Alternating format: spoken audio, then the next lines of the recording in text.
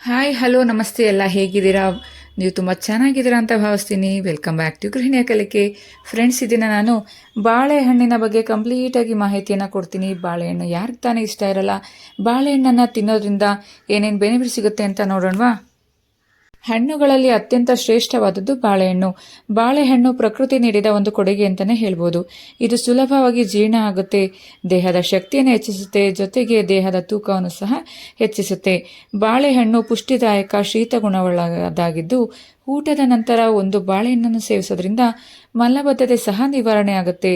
ಇನ್ನು ಆಮಶಂಕೆ, ಮೂಲವ್ಯಾಧಿ, ವಿಷಮ ಜ್ವರದಿಂದ ನರಳುತ್ತಿರುವವರು ಬಾಳೆಹಣ್ಣನ್ನು ಮಜ್ಜಿಗೆಯೊಂದಿಗೆ ಸೇವಿಸೋದ್ರಿಂದ ತುಂಬಾನೇ ಪರಿಣಾಮಕಾರಿಯಾಗಿದೆ.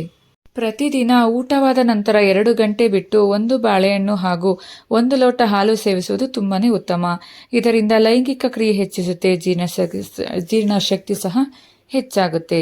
ಇನ್ನು ಬಾಳೆಹಣ್ಣಿನಿಂದ ಕಷಾಯ ತಯಾರಿಸಿ ಸಕ್ಕರೆ ಬೆರೆಸಿ ಸೇವಿಸೋದ್ರಿಂದ ಬಾಯಾರಿಕೆ ಪರಿಹಾರವಾಗುತ್ತೆ, ಆಮಶಂಕೆ ಸಹ ಗುಣವಾಗುತ್ತೆ. ಇನ್ನು ಮೂತ್ರ ವಿಸರ್ಜನೆ ಸರಿಯಾಗಿ ಆಗದಿದ್ದರೆ ಬಾಳೆ ಹೂವಿನ ರಸವನ್ನು ಒಂದು ಬಟ್ಟಲಲ್ಲಿ ಹಿಂಡಿ ಸೌತೆಕಾಯಿ ರಸದೊಂದಿಗೆ ಬೆರೆಸಿ ಕುಡಿತಾ ಬಂದರೆ ಮೂತ್ರ ವಿಸರ್ಜನೆ ಸಹ ಸರಿಯಾಗಿ ಆಗುತ್ತೆ. ಬಾಳೆ ದಿಂಡಿನ ಪಲ್ಯ ದೇಹಕ್ಕೆ ತುಂಬಾನೇ ಆರೋಗ್ಯಕರ. ಇದು ಕರುಳಿನಲ್ಲಿ ಸೇರಬಹುದಾದ ವಿಷಕ್ರಿಮಿಗಳನ್ನು ನಾಶಪಡಿಸುತ್ತೆ. ಅಲ್ಲದೆ ಬಾಳೆ ದಿಂಡನ್ನು ಮಿತವಾಗಿ ಬಳಸುವುದು ತುಂಬಾನೇ ಒಳ್ಳೆಯದು. ಹಾಗೆಯೇ ಬಾಳೆಕಾಯಿ ತಿರುಳನ್ನು ಹಾಲಿನಲ್ಲಿ ಬೆರೆಸಿ ಸೇವಿಸೋದ್ರಿಂದ ಹೊಟ್ಟೆ ನೋವು, ಮೂಲವ್ಯಾಧಿ, ಮಲವಿಸರ್ಜನೆ ನಂತರ ಉರಿಯ ಮತ್ತು ನೋವು ಉಂಟಾಗುವುದನ್ನು ಸಹ ನಾವು ನಿವಾರಿಸಿಕೊಳ್ಳಬಹುದು.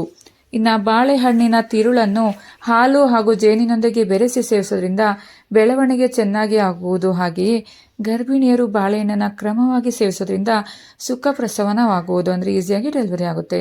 ಇನ್ನು ಬಾಳೆಹಣ್ಣನ್ನು ಸಕ್ಕರೆ ಹಾಗೂ ಜೇನುತುಪ್ಪದೊಂದಿಗೆ ಸೇವಿಸಿದರೆ ಕೆಮ್ಮು ಹಾಗೂ ಎದೆನೋವು ಸಹ ಕಡಿಮೆ ಮಾಡ್ಕೋಬಹುದು. ಬಾಳೆಹಣ್ಣಿನ ತಿರುಳನ್ನು ಮಜ್ಜಿಗೆಯೊಂದಿಗೆ ಮಸೆದು ಸೇವಿಸೋದ್ರಿಂದ ಅಂಗಾಲು ಉರಿ, ಕಣ್ಣುರಿ ಸಹ ನಿವಾರಣೆ ಆಗುತ್ತೆ. ಬಾಳೆಹಣ್ಣನ್ನು ಸುಟ್ಟು ಭಸ್ಮ ತಯಾರಿಸಿ 2 ಗ್ರಾಂ ಭಸ್ಮವನ್ನು 1 ಗ್ರಾಂ ಜೇನುತುಪ್ಪದೊಂದಿಗೆ ಕೂಡಿಸಿ ಸೇವಿಸಿದರೆ ಬಿಕ್ಕಳಿಕೆ ಸಹ ನಿವಾರಣೆ ಆಗುತ್ತೆ. ಇನ್ನು ಕರುಳಿನ ಹುಣ್ಣು, ಹೊಟ್ಟೆ ಹುಣ್ಣುಗಳಿಂದ ನರಳುತ್ತಿದ್ದರೆ ಬಾಳೆಹಣ್ಣನ್ನು ಹಾಲಿನೊಂದಿಗೆ ಬೆರೆಸಿ ಸೇವಿಸೋದ್ರಿಂದ ಇದು ತುಂಬಾನೇ ಉಪಯುಕ್ತವಾಗಿದೆ. ಇನ್ನು ಮಗುವಿಗೆ ಮಲಬದ್ಧತೆ ಉಂಟಾದಾಗ ಬಾಳೆಹಣ್ಣಿನ ತಿರುಳನ್ನು ಹಾಲು ಸಕ್ಕರೆಯೊಂದಿಗೆ ಮಸೆದು ಕುಡಿಸಿದರೆ ಮಲಬದ್ಧತೆ ಸಹ ನಿವಾರಣೆ ಆಗುತ್ತೆ.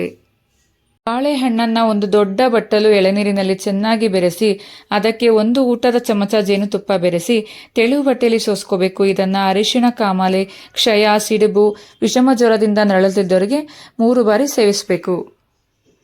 ಆಮಶಂಕೆಗೆ ಬಾಳೆ ಹೂವಿನ ರಸ ತೆಗೆದು ಮೊಸರಿಗೆ ಸೇರಿಸಿ ಕುಡಿಸೋದ್ರಿಂದ ಆಮಶಂಕೆ ನಿವಾರಣೆ ಆಗುತ್ತೆ. ಬಾಳೆ ಹೂವಿನ ಪಲ್ಯ ತಯಾರಿಸಿ ಮೊಸರು ಬೆರೆಸಿ ಊಟ ಮಾಡಿ ಮುಟ್ಟಿನ ನಂತರ ಅಧಿಕ ರಕ್ತಸ್ರಾವ ಆಗುತ್ತಿದ್ರೆ ಅದು ಸಹ ಕಡಿಮೆ ಆಗ್ತಾ ಬರುತ್ತೆ. ಹಣ್ಣಿನ ತಿರುಳನ್ನು ಚೆನ್ನಾಗಿ ಕಿವಿಚಿ ರಕ್ತ ಕುರುವಿನ ಮೇಲೆ ಲೇಪಿಸಿಟ್ಟು ಕಟ್ಟಿದರೆ ಕುರು ಒಡೆದು ಹುಣ್ಣು ಬೇಗ ಮಾಯ ಆಗುತ್ತೆ. ಇನ್ನು ಬಾಳೆಹಣ್ಣಿನ ತಿರುಳನ್ನು ಹಾಲಿನಲ್ಲಿ ಚೆನ್ನಾಗಿ ಮಸೆದು ಅದಕ್ಕೆ 1 ಊಟದ ಚಮಚ ಬಾಳೆ ಹೂವಿನ ರಸ ಬೆರೆಸಿ 2-3 ತಿಂಗಳ ಕಾಲ ದಿನಕ್ಕೆ 2 ಬಾರಿ ಸೇವಿಸಬೇಕು. ಇದರಿಂದ ದೇಹದ ತೂಕ ಕಡಿಮೆ ಆಗುತ್ತೆ. ಇದು ಸ್ಥೂಲ ದೇಹದವರಿಗೆ ಅತ್ಯುತ್ತಮ ಮದ್ದಾಗಿದೆ. ನೋಡಿದ್ರಲ್ವಾ ಫ್ರೆಂಡ್ಸ್, ಬಾಳೆಹಣ್ಣನ್ನು ತಿಂತಾ ಬಂದ್ರೆ ಎಷ್ಟೊಂದು ಬೆನಿಫಿಟ್ಸ್ ಇದೆ ಅಲ್ವಾ? ಬಾಳೆಹಣ್ಣು ಯಾರಿಗೆ ತಾನೇ ಇಷ್ಟ ಆಗಲ್ಲ? ಸೊ ಪ್ರತಿಯೊಬ್ಬರು ಊಟದ ನಂತರ ಅಥವಾ ದಿನಕ್ಕೆ ಒಮ್ಮೆ ಆದರೂ ಯಾವುದಾದ್ರೂ ಒಂದು ರೀತಿಯಲ್ಲಿ ಒಮ್ಮೆ ಆದರೂ ಒಂದು ಬಾಳೆಹಣ್ಣ ತಿನ್ನೋದಕ್ಕೆ ಸ್ಟಾರ್ಟ್ ಮಾಡ್ಕೊಳ್ಳಿ. ನಿಮ್ಮ ಆರೋಗ್ಯ ನಿಮ್ಮ ಕೈಲಿದೆ ಅಲ್ವಾ? ಹೀಗೆ ನನ್ನ ಗೃಹಿಣಿಯ ಕಲಿಕೆ ಚಾನಲ್ನ ನೋಡ್ತಾ ಇರಿ ಫ್ರೆಂಡ್ಸ್.